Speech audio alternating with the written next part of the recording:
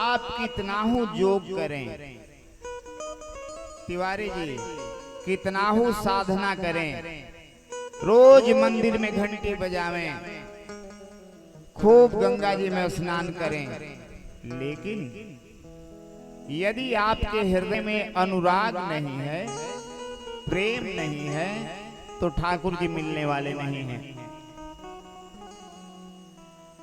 राजा जनक जी के यहाँ जब राम जी विश्वामित्र जी के साथ पहुंचते हैं, तो विश्वामित्र जी ने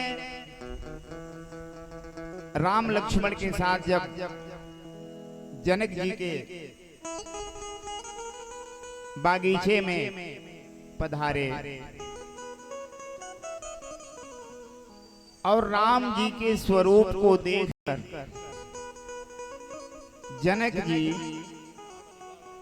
के हृदय में इतना अनुराग हुआ। जनक जी ब्रह्म ज्ञानी हैं, जनक जी विदेह कहलाए, लेकिन भगवान के स्वरूप को देख करके इतना अनुराग हो गया कि भगवान उनके अनुराग के बंधन में बंध गए और वहीं सीता जी से विवाह भी हो गया। जनक जी कहते हैं, हे महर्षि, इन राजकुमारों को देखने पर यह मन ब्रह्म सुख का त्याग करता है।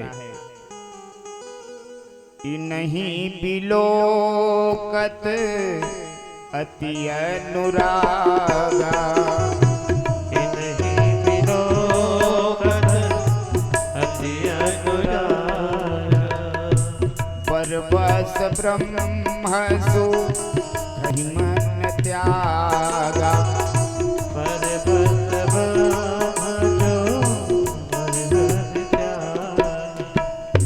कहते हैं कि ये दोनों कौन है? सज्जनों, परमात्मा का स्वरूप ही ऐसा सुंदर है, ऐसा उनका माधुर्य है, ऐसा उनका रस है। साधु संत और राजा जनक को तो छोड़िए, भगवान के विरोधी भी भगवान पर मोहित हो जाते हैं। जब शूर्पणखा का नाक काट दिया लक्ष्मण जी ने, शूर्पणखा रोती हुई खरदूषण के पास गई। खरदूषण 14,000 सेना लेकर के आया, लेकिन जब भगवान के सौंदर्य को देखा तो अपने मंत्री से कहा,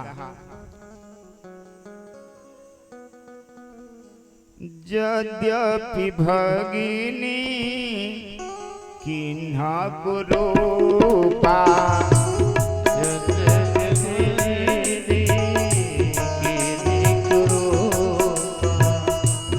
बदलायक नहीं पुरुष अनूपा, बदलायक नहीं पुरुष अनूपा। खरदूषण बोला अपने मंत्री से, यद्यपि इसने मेरी बहन का नाक तो काटा है, लेकिन मैं ऐसी सुंदरता इस त्रैलोक्य में मैंने नहीं देखा है। हम भरी जनमसु न हुआ भाई, हम भरी जनमसु न भाई, देखी नहीं अस सुंदरताई, देखी नहीं अस सुंदरता। तो भगवान के स्वरूप के आगे विरोधी दल भी माथा टेक देता था, और जो संत महात्मा है, भक्त है, उनका तो कहना ही क्या है। तो जनक जी को अनुराग हुआ तो राम जी मिल गए। केवट तो बड़ा गरीब था, एक नाव ही सहारा थी, लेकिन जब राम जी गंगा जी के घाट पर जाते हैं तो केवट से अपना चरण धुलाते हैं। केवट ने बड़ा निहोरा किया, भगवान हमारे पास कुछ नहीं है, यही मेरी एक नौका है, इसी से मेरे परिवार का भरण पोषण होता है, जब तक चरण नहीं धोऊंगा आपको नाव पे नहीं बैठाऊंगा। हठ कर दिया तो राम जी को चरण धुलाना पड़ा। कहने का आशय है मेरा कि भगवान में यह कथा क्या है, एक लाइन में समझिए आप। कथा तो अनंत है, 7 दिन में क्या, ये 7 महीने में भी नहीं हो सकती है। एक साप्ताहिक विधि बनाया गया आचार्यों के माध्यम से। कथा का मुख्य उद्देश्य है कि आपको भगवान से जोड़ दे, भगवान में आपका प्रेम हो जाए, आपकी रति हो जाए। आप लोग विचार करें, आजकल एक रोग बहुत बड़ा व्यापक रूप धारण कर लिया है। करीब करीब परसेंटेज लोगों के पास है डायबिटीज। क्यों? परसेंटेज लोगों के पास डायबिटीज है। और मैं एक डॉक्टर साहब के यहाँ बड़ा बैठता हूँ, तो डॉक्टर साहब कह रहे थे मरीज से, यह बीमारी खत्म होने वाली नहीं है। आप लोगों ने सुना है कि खत्म हो जाएगी बीमारी, नहीं होगी। प्रतिदिन दवा खाइए, हमारे जजमान भी खाते हैं तिवारी जी। प्रतिदिन दवा खाइए और परहेज कीजिए। यदि दवा खाते हैं परहेज नहीं करते हैं तो भी बीमारी नहीं ठीक होगी। दवा खाइए, परहेज करिए तो यह बीमारी खत्म नहीं होगी, लेकिन कंट्रोल में रहेगी।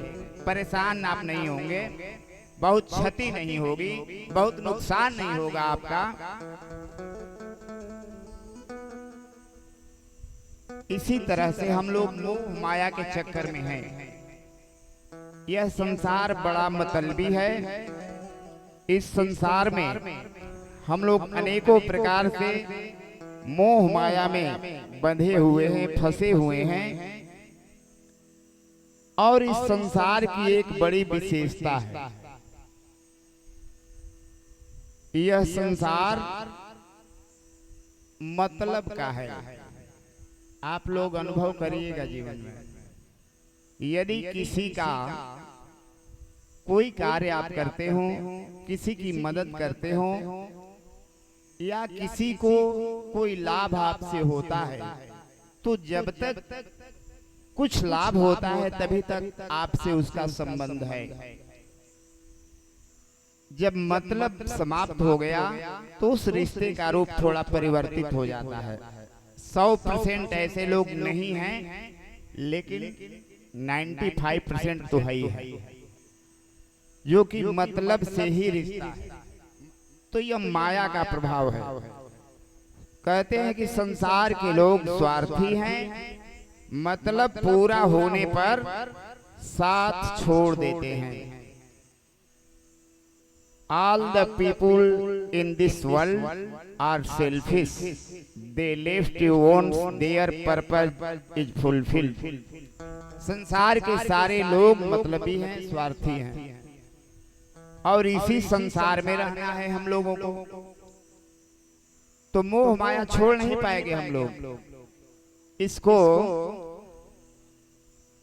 छोड़ने वाले कितने संसार से चले गए, लेकिन खत्म नहीं हुई। जैसे डायबिटीज की बीमारी खत्म नहीं होगी, यह सब संसार की बीमारी खत्म नहीं होगी। लेकिन जैसे प्रतिदिन दवा खाने पर डायबिटीज कंट्रोल में रहेगा, वैसे ही आप सत्संग रूपी दवा खाइए। ध्यान से सुनिए मेरी बात। आप सत्संग रूपी दवा खाइए और कुसंग का परहेज करिए। परहेज क्या है? कुसंग का परहेज करिए और आपकी संसार की बीमारी दबी रहेगी। परहेज कुसंग का तभी होगा जब आप सत्संग करेंगे। आप देखिएगा अपने अपने घर में या समाज में ऐसी व्यवस्था है, जो बच्चा अपने माता पिता की बातों से भागने लगता है, वो कहीं न कहीं तो दिमाग जाएगा ही, तो डाइवर्ट हो जाता है, कहीं ना कहीं दूसरे रास्ते पे चला जाता है। इसलिए आचार्यों का मत है सत्संग रूपी दवा खाइए, कुसंग का परहेज करिए और खूब आनंद से खूब रुपया कमाइए, बाल बच्चों का पालन पोषण करिए, खूब तीर्थ करिए, खूब आनंद करिए। कोई चीज मना नहीं किया शास्त्रों ने, लेकिन इसको अपना मत समझिए, अपना है ही नहीं है, यह शरीर भी अपना नहीं है। तो इस जीवन का उद्देश्य है भगवत प्राप्ति। यही कथाओं में बताते हैं। बोलिए श्री भक्तवत्सल भगवान की। 2 बार